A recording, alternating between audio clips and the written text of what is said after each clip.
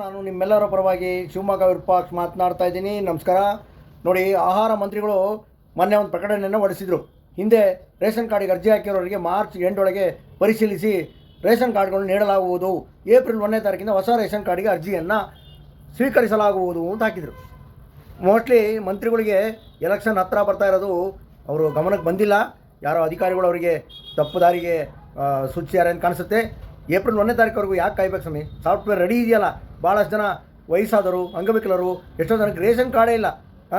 ಅಂಥವರಿಗೆ ನೀವು ಅವಕಾಶವನ್ನು ಕಲ್ಪಿಸಬೇಕು. ಹೊಸ ರೇಷನ್ ಕಾರ್ಡಿಗೆ ನೀವು ಅರ್ಜಿಯನ್ನು ನೀವು ಫೆಬ್ರವರಿ 25ನೇ ತಾರೀಕಿಂದನೇ ಬಿಡಬೇಕು.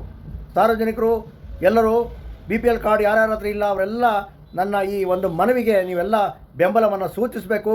ಇದನ್ನು ವಿಡಿಯೋವನ್ನು ಶೇರ್ ಮಾಡಬೇಕು. ಯಾಕೆಂತಂದರೆ BPL ಕಾರ್ಡ್ ಇಲ್ಲದೆ ಇರೋದು ಭಾಳ ಪ್ರಾಬ್ಲಮ್ ಆಗಿದೆ. ಸಾಫ್ಟ್ವೇರ್ ಎಲ್ಲ ರೆಡಿ ಇದೆ. ನಿಮ್ಗೆ ಅರ್ಜಿಯನ್ನು ಕರೆಯೋದಕ್ಕೆ ಏನಾಗಿದೆ ಸ್ವಾಮಿ ಸರ್ಕಾರದವರಿಗೆ?